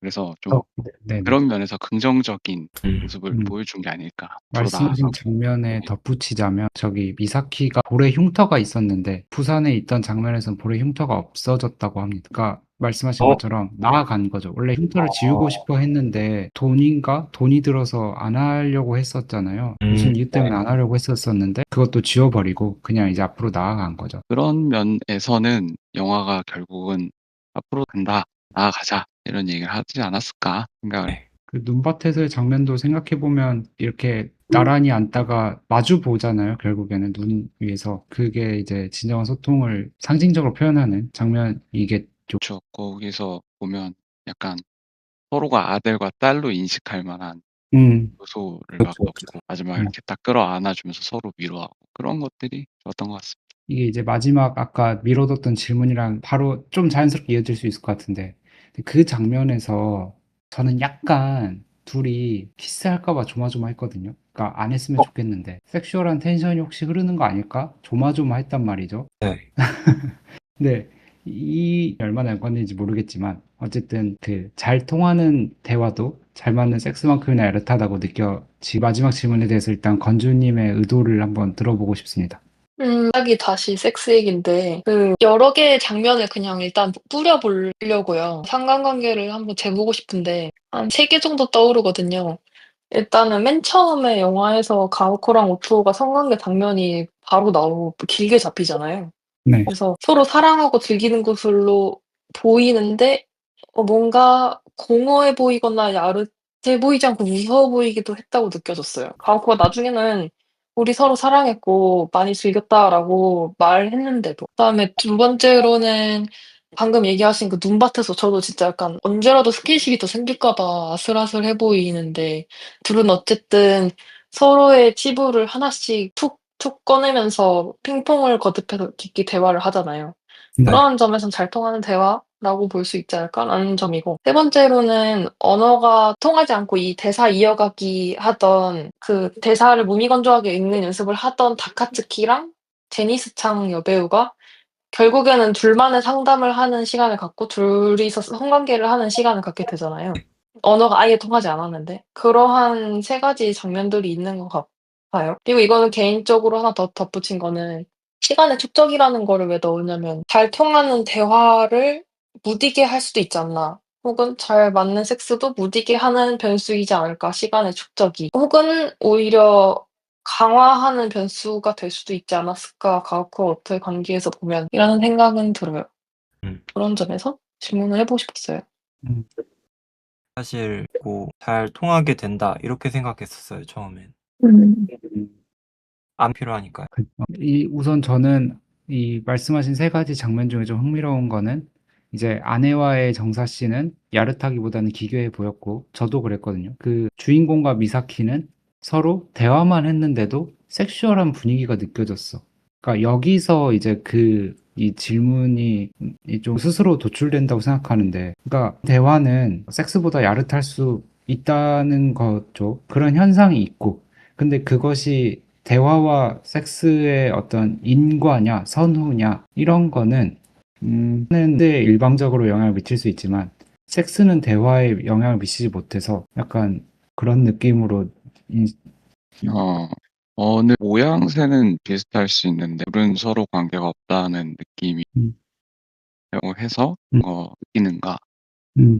성적인 끌림이 있다고 해서 대화로 이어에서는 한에는 막 김 모양새가 비슷하다라고 말씀드린 거는 둘 다 어쨌든 교감이라는 잘 맞아야 되는 왜냐면 오히려 저는 이 부서 하는데 그 허무하지라는 걸 느낄 음. 둘 다에서 제가 있고 뭐 생각나기도 하고 음. 약간 그런 부분에 있어서 둘이 닮은 것 같긴 한데 막 뭐가 먼저고 뭐가 뒤고는 잘 몰랐습니다. 네, 그런 게 있죠. 어떤 학식자로서의 허세 같은 거 빼면 나는 약간 플라토닉한 게 선행되어야만 하는 사람이야 라는 식의 어떤 게 일종의 허세일 수도 있잖아요. 그런 게 진짜 싹 빠졌을 때 정말로 상관관계를 느끼는가 막 가슴에 손을 얹고 라고 했을 때 아닐 수도 있겠다. 그러니까 철성님 말처럼 독립적일 수도 있겠다라는 생각도 약간 해보긴 해요. 근데 아니었으면 좋겠어요. 근데 대화가 잘 통하면 그것도 좋았으면 좋겠어요. 저는 어렸을 때는 잘 통하는 대화가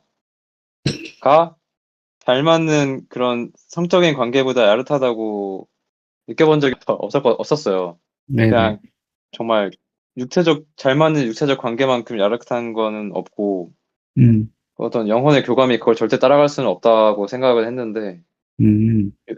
그냥 개인적인 생각으로는 요새 느끼는 거는 오히려 그 반대가 되고 있고요. 진짜 잘 맞는 그것보다, 육체적 관계보다는 잘 맞는 대화가 훨씬 더 개인적으로는 더 야릇하다고 요새 느끼고 있고, 음. 음. 근데 또, 정말 의식의 흐름으로 좀 약간 얘기를 하자면은, 음, 근데 대화가 잘 통한다고 그런 성적인 섹스가 뭐 더 잘 되고 뭐 더 끌리고 이런 것도 아니고, 음. 뭐 또 성적인 관계가 잘 된다고 대화가 또 잘 통하는 거. 근데 이거는 또 생각해 볼 여지는 또 있는 것 같아요. 왜냐면은, 음, 뭔가, 그러니까 뭔가 좀 더 완전히 가까워지지 못하고, 그러니까 뭐 예를 들어 연인이라고 쳐도, 연인이든 뭐든 간에, 뭔가 좀 더 가까워지지 못하고, 뭔가 허심탄회한 마음을, 그런 대화를, 그러니까 자기 속에 있는 뭔가를 공유하지 못할 때가 초반에 있기 망정인데, 네. 뭔가 어떤 성적인 관계나, 뭐 섹스나 뭐 이런 거 하고 나면은, 아무래도 좀더 그쵸. 더 허심탄회한 대화가 되는 경우가 솔직히 많잖아요. 많아요. 있죠. 더, 그것도, 뭔가 더. 네. 맞아요. 뭔가 그런 육체적 관계가 주는, 해소시켜주는 그런 어떤 음. 허물어버리는 그런 벽? 그런 거 음. 생각하면은, 음, 어쩌면 그 두 개는 좀 긴밀하게 좀 이어져 있는 것 같아요. 음. 어, 둘 다 긴밀하게 이어져 있고, 한쪽에 뭐 친분관계, 필요관계 이런 거가 아니고, 잘 맞는 대화도 잘 맞는 섹스로 이어질 수 있고, 어쩌면 잘 맞는 섹스가 먼저 잘 맞는 대화의 음. 전제 조건이 될 수도 있다고 좀 음. 방금 생각이 좀 들었습니다. 또 그렇게 말하니까 또 그런 것 같기도 하고 다 은근히 진짜. 약간씩 생각이 다르네요. 그러니까 근데 다 맞는 말들이야. 근데 음. 약간 그냥 거칠게 한번 OX처럼 질문을 해보고 싶은 게 우선은 잘 통하는 대화가 섹슈얼하게 느껴질 수 있다는 거에는 전부 다 동의하시는 거죠, 일단은. 동의합니다. 음. 그러면 네. 그게 네. 약간 섹스만큼이나 야할 수 있다. 네. 그럴 수 있다. 네. 그럴 어. 수 있다. 뭐 그런 거 있죠.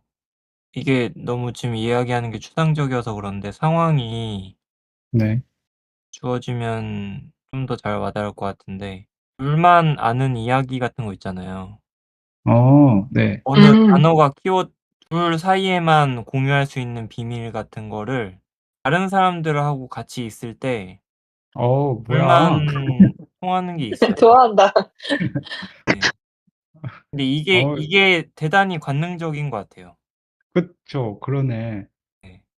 많이 야해요. 연출도 하는 것 같아요, 실제로. 맞아요. 음. 그러네. 근데, 아니면은 그, 예. 말씀하세요. 약간 가오크랑 미사키 대화가 왜 섹슈얼해 보일까라고 생각을 했었거든요. 왜냐면 저는 또 다른 관점인데 뭔가를 확 줘버린다고 생각했거든요, 둘이서 대화가. 그러니까 더 깊은 사적인 프라이버시를 엄청 던져가면서 더 깊게 들어간다고 생각해서 그게 되게 섹슈얼하게 느껴지는 것 같아요. 어쨌든 나의 무언가를 희생한달까요? 뭔가 줘버린달까? 그런 거가 성관계와 비슷한 면모가 있지 않았을까라는 생각이 좀 들기도 했었어요. 그것도 그러네요. 그러니까 내 보이는 거고, 나의 것을 주는 거, 나의 은밀한 걸 주는 거고, 그 섹스랑 구조가 똑같으니까 음. 그러네. 그리고 약간 그러니까 대화를 그냥 말과 말이 오가는 그런 걸로 한정 짓지 않는다면 그냥 대화하는 상황 자체를 보고 본다면 그 장면 자체를요. 음, 그 상대방의 얼굴이나 눈빛이나 음, 웃음 네, 지을 것 같은 그 표정이 있거든요. 네, 저는 그게 어떤 그 이후의 상황을 암시할 수 있다고 생각하고 음, 그 기대감을 품고 있는 것 같아서 그렇게 느낄 때가 음, 좀 있어요. 음. 음. 그 말씀과 이어서 아까처럼 또 OX로 그냥 딱 질문해보고 싶은 게, 그러니까 잘 통하는 대화가 섹스만큼이나 할 수 있다는 다들 O. 근데 그런 대화가 이루어진 이후에 만약 실제 섹스에 이르렀다면 그렇지 않았을 때 섹스하는 것보다 더 좋다. 쾌감이 더 생긴다. 이것도 O일까요? 그런 대화가 통한 다음에 만약에 어, 실제 성관계에 이르렀어요. 예. 더 만족스럽다. 그러니까 네네 더 만족스럽냐? 약간 그렇지 않을까요, 근데? 빌드업이 착실하게 된, 음, 뭐, 어떤 상황이나 뭐 그렇게 진행되지만, 음. 그럴 것 같습니다. 제 생각은 그러면은 그럴 것 같아요. 네네 이제 대화와 섹스 간의 관계가 생긴 거죠. 그렇게 되면 인과가 생길 수 있는 거죠. 음. 음, 그리고 그 아까 세준님이 말씀하신 것처럼 성관계 후에 그 대화하는 장면 있잖아요. 네, 저는 그게 너무 따뜻하고 음, 그게 더 좋을 때도 있어요. 그 맞아요. 대화가 세준님은 허심탄회하다고 말씀하셨지만 그 그때 이루어지는 대화야말로 굉장히 비밀스럽고 그 둘만 알 수 있는 세계에서 그 둘만 알 수 있는 그런 그쵸, 이야기들을 나누는 것 같아서 그쵸. 음. 음, 저희가 필로우톡이라는 단어도 있잖아요. 맞아요. 그냥 그런 것 같아요. 음, 음, 그냥 뭐랄까, 네, 그냥 벽이 허물어지는 느낌? 뭔가, 음, 뭐, 그냥 평소에 잘 안 하던, 뭐, 음악 취향 얘기나 뭐, 그런 취향 얘기도 더 긴밀하게 나오는 것 같고, 좀 더 굉장히 은밀한 대화를 한다는 거에 또, 방금 또 좀 공감을 음. 했어요. 진짜. 네. 근데 이제 저는 이 질문을 계속 빤히 쳐다보다 보니까 그 아까 첫 번째 질문에서 저희가 이제 모든 게 다 소통이고 실은 뭐 그렇다는 얘기를 했잖아요. 네. 그러니까 그거를 끌고 들어와 보면 이 질문이 잘 통하는 대화가 대화만큼이나 야릇하다 이렇게 그러니까 동의어처럼 보여버려서 결국에는 이 영화가 음, 진정한 소통의 방법론, 음, 외형은 무관하고 음, 그 의지가 중요하다라는 메시지가 음, 음, 있으니까 음, 결국에는 대화나 섹스나 음, 동의어다. 음, 그래서 우리가 지금 헷갈리는 것 같다. 음, 헷갈리거나 어쨌든 인과관계를 강하게 느끼는 것 같다. 음. 라고도 생각이 드네요. 음, 상대에게 가닿으려는 노력. 결국에는 섹스도 사실 그렇잖아요. 상대한테 최선을 다해서 뭔가 가닿으려고 해야 더 좋고 그렇잖아요. 음. 네. 다 동의어처럼 느껴졌어요, 갑자기. 음, 음. 좋은, 그러니까 우문현답 같습니다. 이 지리에 대한. 음. 시간의 축적까지 고려하기에는 저희가 시간이 많이 축적되어서 이제 네. 그거는 다음에 오, 또 네, 아, 해보도록 하고. 이런. 어어. 조금 해볼까요? 시간의 축적. 이제 이렇게 섹스나 어떤 저기 대화의 상관관계가 딱 생겼어요. 이렇게 밀접한 상호간에. 근데 여기서 시간이 좀 더 흘러. 네. 그러면은 어떻게 될까요? 그러니까 하나의 변수가 더 추가된 셈인데 뭐 당연하게도 생각나는 게 이제 권태에 빠져버린다거나 네. 아니면은 무르익어서 더 잘 맞는 커플이 되어서 그러니까 척하면 척 약간 그러니까 그 소위 성관계를 할 때도 그러니까 알잘딱딱해서 이제 상대방이 원하는 포인트를 잘 짚는다 이런 게 생각나잖아요. 그렇죠. 그러니까 예. 이것도 결국에는 너무 이제 모범생처럼 대답해서 좀 짜식이긴 한데 그 그러니까 이것도 결국 의지의 문제다라는 답으로 귀결이 될 것 같달까? 음. 음. 받아으려는 노력. 네. 시간의 축적은 긍정적인 방향으로도 부정적인 방향으로도 발현될 수 있는데 긍정적인 방향으로 발현되려면 결국에 의지가 필요하다. 네. 굉장히 진짜 3살짜리도 할 수 있는 교과서 같은 발언이죠. 좀 그래서 그거를 좀 양방향적으로 생각을 해 보면 네. 어 약간 근데 좀 무궁무진한 것 같아요, 음. 모든 사람들이요. 음. 자기 연극으로 치면 자기가 할 대사는 계속 나오는 거예요. 음. 상대의 대사도 계속 나오고. 네, 그 과정을 흥미로워하고 재밌어하고 호기심을 갖고 보는 정말 좋죠. 그게 정말 건강한 그 사람 자체도 건강한 사람이고 그런 사람들이 만나는 것도 건강한 관계로 이어질 수 있는 것 같아요. 음. 좀 요즘 이야기하는 성장, 발전 모든 사람들이 여기에 미쳐 있는데 그거랑은 조금 다른 결인 것 같아요. 네. 어 이해가 됩니다. 예. 네. 그냥 그러니까 자기가 절실하게 원해서 무언가를 상대한테 가닿는 것도 그렇고 내 대본을 읽는 것도 절실하게 가닿아서 해야 하는 거죠. 음. 음. 음. 약간 뭐랄까 그 방금 남성님이 그런 자기 계발 같은 말을 해서 그런데 사실 우리는 관계에 대해서도 노력을 해야 되는 거는 이렇게 얘기하면 다들 아는데 네. 뭐랄까 그러니까 어 그러니까 저는 어떤 면에서는 자기 계발 서적에 나온 것처럼 노력해야 된다고 생각하거든요. 관계를 위해서 막 밤잠 줄여가면서 그러니까 이것도 똑같이 공부하듯이 똑같은 노력을 기울이는 음. 해야 되는 하나의 필드라고 생각을 하는데 사람들이 관계에 있어서만큼은 뭔가 노력으로 안 된다라는 감이 좀 있는 것도 같아요. 그러니까 예를 들면 뭐 사랑은 노력하면 안 되지. 서로 딱 맞으면은 이건 자연스럽게 되는 거야. 뭐 이런 식의 메시지도 있고. 음. 근데 저는 그렇게 생각을 안 하거든요. 이것도 똑같이 진짜 열심히 노력해야 된다. 우리가 그 시험 공부하듯이 뭐 축구 음. 연습하듯이 열심히 연습해야만 겨우 도달할 수 있는 아주 어려운 음. 거다라고 생각을 해서 좀 그런 말들이 돌 때 좀 네. 서운합니다, 사람들한테. 음. 그 약간 이건 약간 방향이 좀 다를 수도 있는데 이른바 지성인 말씀하시잖아요. 네. 이른바 지성인이라면 뭔가 그런 거를 포용하고 가야 하지 않나 싶습니다. 음, 그게 정말 안 되는 사람도 있기 때문에 이거 그쵸. 너무 딴 얘기인가요? 아니요, 근데 이거는 여기까지. 네, 이해는 됐어요. 네. 아무튼 그러면은 저희 오늘 논의는 준비된 질의는 여기까지로 하고 혹시 오늘 처음 참여하신 철성님 어떠셨는지 한번 여쭤봐도 될까요? 사실 이게 그러니까 시네투톡이 있다. 음. 이러이러한 것들을 얘기한다라고 했을 때 사실 굉장히 긴장을 많이 했어요. 음.